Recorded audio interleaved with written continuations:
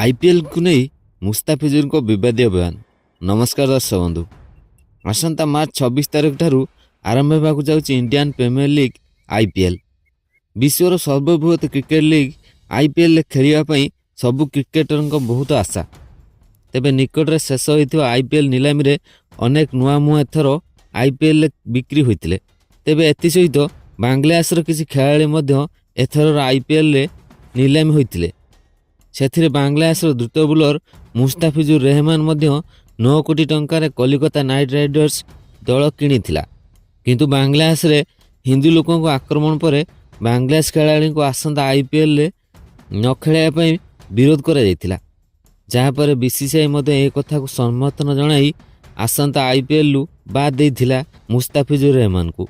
जहाँपर Bangladesh cricket board भारतर आसंता मासरे हेबाकु थिबा टी20 विश्वकप रे निजर सबु मैच को श्रीलंका को स्थानांतर करने आईसीसी पाखरे आवेदन करथिला एवं भारत रे आमे सुरक्षित नुहे बोली कहितिला। जहाँपर आईसीसी मध्य बांग्लादेश रे आवेदन को खारज करथिला। तेबे इतिमध्य मुस्ताफिजुर एई आईपीएल विरुद्ध रे एक विवादीय मंतव्य देइछंती। आसंता आईपीएल भाग न नेबाकु नहीं से एभली मत देई कहिछंती जहाँ शुणिले आपण मैंने मुस्ताफिजुर रहमान को घृणा करेंगे। तेबे এই ভিডিওରେ मुस्ताफिजुर रहमान आईपीएल विरुद्ध रे देइथिबा से मंतव्य कौन ता जणाइबु। किंतु या पूर्व जदि आपण माने आईपीएल को दुनियार श्रेष्ठ लीग बोली भाबुचंती ताले दयाकर वीडियो को लाइक कर दियंतु एवं बांग्लादेश खेलाड़ी मानू आईपीएल 2026 रु बाद दे बीसीसीआई ठीक करछि कि नहीं दयाकर निजर मूल्यवान मतामत कमेंट कर जणातु। तेबे आसंतु जानिबा संपूर्ण खबर।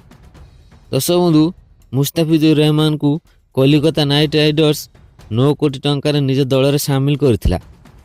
हेले बांग्लादेश रे हिंदू भाई को आक्रमण होइतिबा परे बांग्लादेश खेलाड़ी मानू आसंता आईपीएल संस्करण बाद देवाई भारत में प्रतिवाद करा जायतिला। जहाँ पर बीसीसीआई एही मामला रे बांग्लादेश खेलाड़ी मुस्ताफिजुर रहमान आसंता आईपीएल भाग नेबारु बाद देइथिला। जहाँ पर बांग्लादेश भारत में हेबाकु थिबा विश्वकप रे निजर मैच को श्रीलंका को स्थानांतर करने आवेदन करिया परे आईसीसी या खारज करथिला।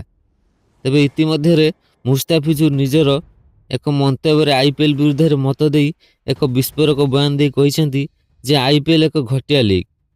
आईपीएल ठारू अन्य लीग गुड़िक बहुत भल। आईपीएल खेलाड़ी मानक दक्षता अनुसार खेल होई न थाए। एठारे केवल टंका ही कथा कही थाए।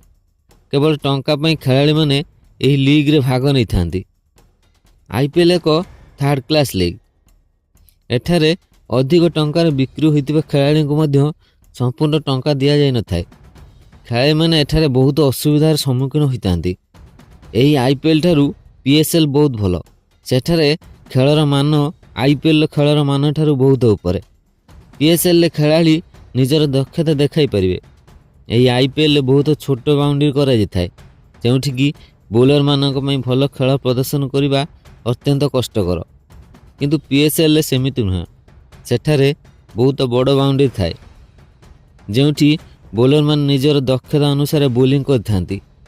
एही आईपीएल छोट बाउंड्री करी अधिक रन करथांती एवं दुनिया रे देखाई थांती। किंतु जेतेबेले अंतर्जातीय खेल रे आईपीएल खेलाड़ी माने भाग नहीं थांती सेतेबेले एमानकर असल दक्षता जना पड़ी थाए। आईपीएल भली बाजे लीग रे आउ मु केबे भाग नेबी नाही। 9 कोटी तो पछ कथा, जदि मते 20 कोटी मध्य दिया जाए तेबे मध्य मु एई बाजे लीग रे भाग नेबी नाही।